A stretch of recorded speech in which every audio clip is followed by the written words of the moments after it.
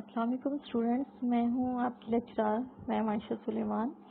तो आज जो है हमारा ऑनलाइन क्लासेस जो है वो रेगुलर स्टार्ट हो रही हैं। तो हमारा जो ये वाला लेक्चर है ये डेटाबेस मैनेजमेंट सिस्टम से रिलेटेड है। फोर्थ ईयर में आप लोग दो कोर्स पढ़ेंगे, एक है डेटाबेस मैनेजमेंट सिस्टम यानी कि DBMS, और जो दूसरा है वो है वेब प्रोग्रामिंग का। ये दो कोर्सेज हैं जो कि आपके फोर्थ ईयर में इंक्लूड होंगे। अच्छा जी, डेटाबेस का आज हमारा फर्स्ट लेक्चर जो है वो है। तो DBMS में जो है,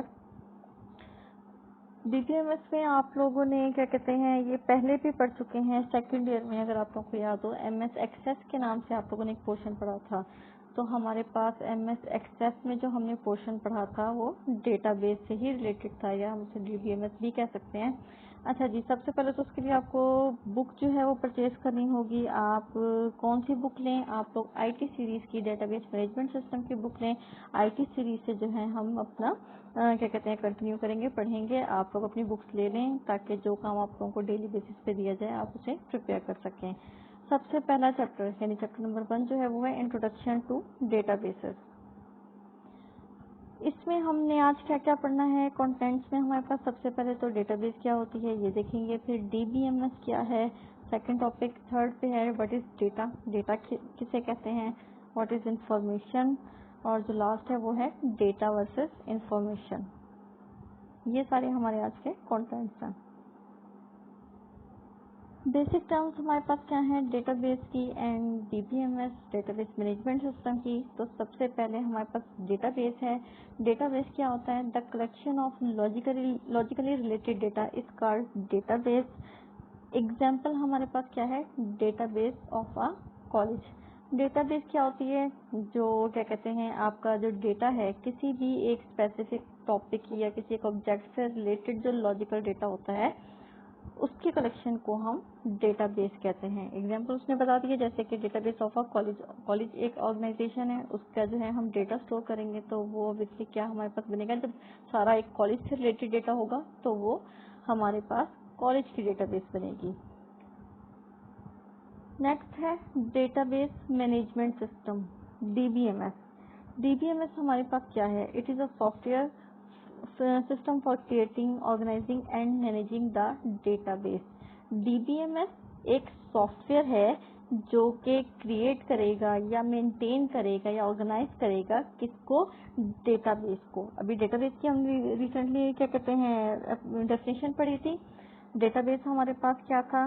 that was the collection of logically related data about an object. तो लॉजिकली रिलेटेड डेटा जो था वो हम स्टोर कर रहे हैं, जैसे कि हमने एग्जांपल ली थी कि कॉलेज का डेटा स्टोर करेंगे तो कॉलेज की डेटाबेस बनेगी।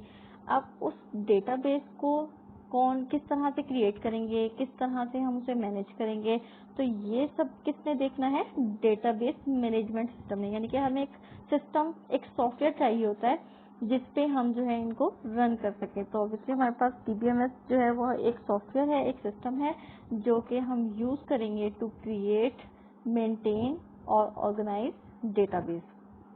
It provides an environment to the user to perform operations on the database for creation, insertion, deletion, updation and retrieval of data.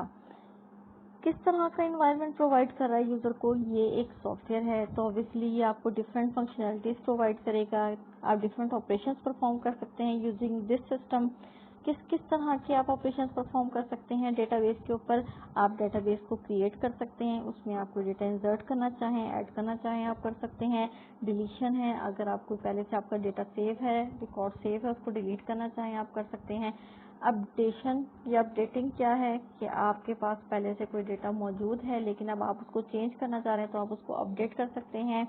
And retrieval of data, अगर आपको data चाहिए then you can retrieve it. Example कौन सी हमारे पास? DBMS की MS access या SQL server. ये हमारे पास क्या है? डिफरेंट डेटाबेस मैनेजमेंट सिस्टम्स हैं। तो अब तक हमने क्या पढ़ा? डेटाबेस और डेटाबेस मैनेजमेंट सिस्टम। डेटाबेस क्या था?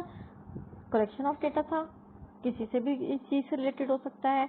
और डेटाबेस मैनेजमेंट सिस्टम क्या है?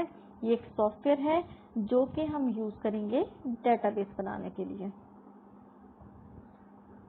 उसके बाद हमारे पास डेटा एंड इंफॉर्मेशन आ जाता है। डेटा और इंफॉर्मेशन क्या होते हैं, ये इसका प्रोसेसिंग साइकिल है। सबसे पहले डेटा प्रोसेसिंग साइकिल क्या है, सबसे पहले आप देख सकते हैं डायग्राम में हमारे पास इनपुट यूनिट है। इनपुट यूनिट से इनपुट गई और एरोहेड शो कर रहा है कि वो किसके पास गई, प्रोसेसिंग यूनिट के पास।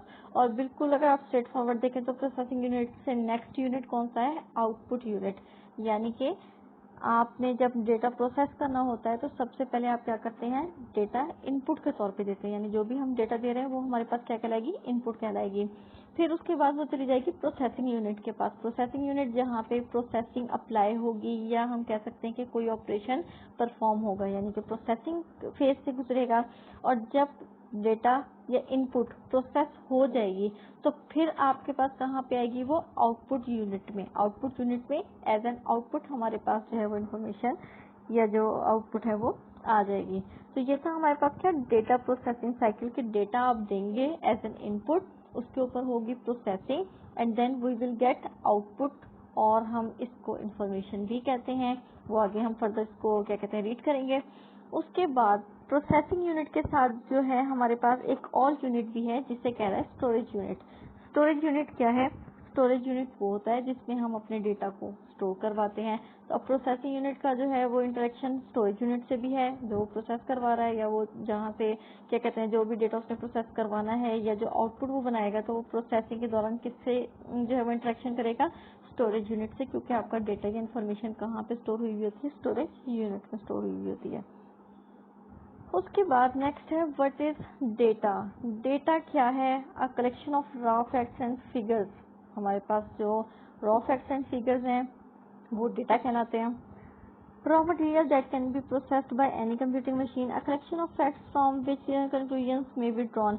यानी कि हमारे पास फैक्ट्स क्या होते हैं जिनकी बेस पे हम कोई कंक्लूजन या कोई डिसीजन ले सकते हैं, ड्रॉ कर सकते हैं बाद में। यानी अभी नहीं किया, बाद में कर सकते हैं। अभी सिर्फ हम इसको as a raw material gather करेंगे डेटा को।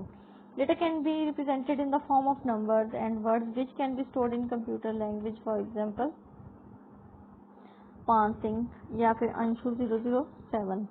अब हमारे पास यहाँ पे वो कह रहे हैं कि डेटा किस किस फॉर्म में रिप्रेजेंट हो सकता है। It can be in the form of numbers, it can be in the form of words, it can be in the form of symbols.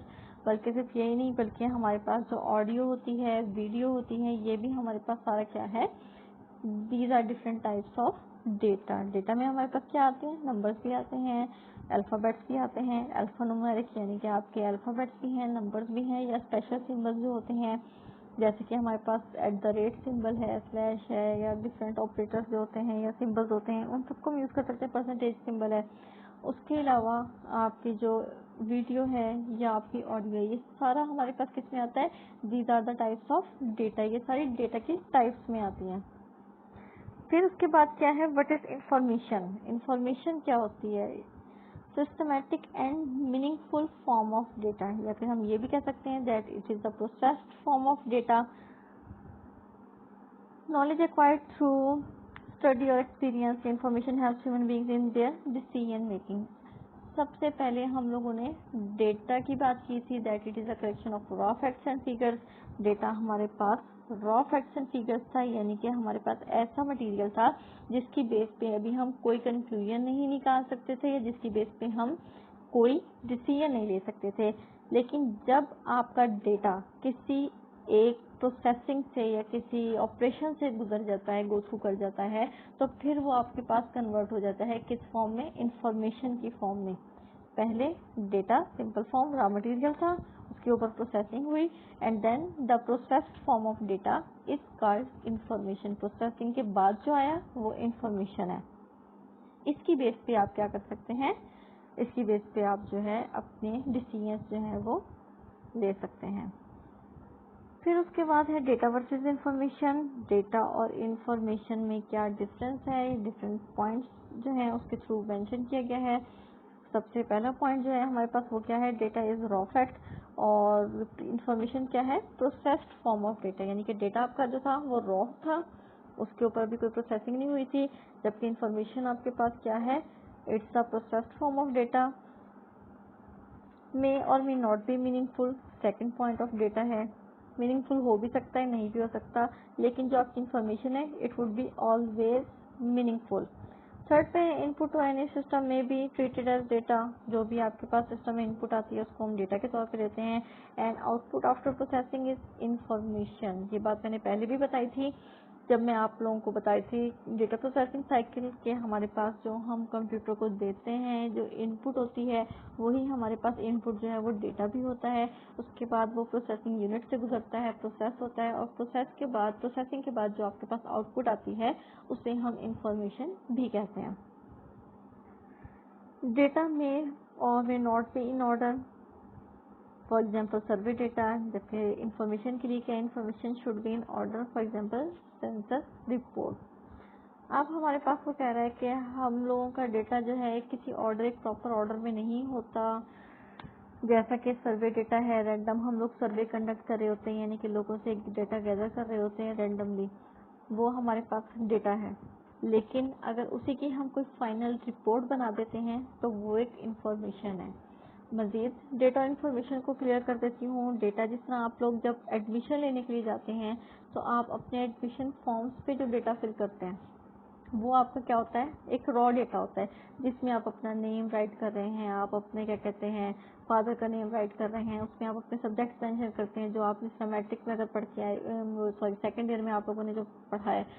तो फिर उसके बाद आप लोग क्या कहते हैं थर्ड ईयर में एडमिशन लेने के लिए आते हैं तो अब उसमें आपका सारा क्या है, रॉ डेटा जा रहा है कि आपके मार्क्स कितने थे, आपने सब्जेक्ट्स पीछे क्या पढ़े थे, अब फर्दर आप क्या सब्जेक्ट्स रख रहे हैं, ठीक है।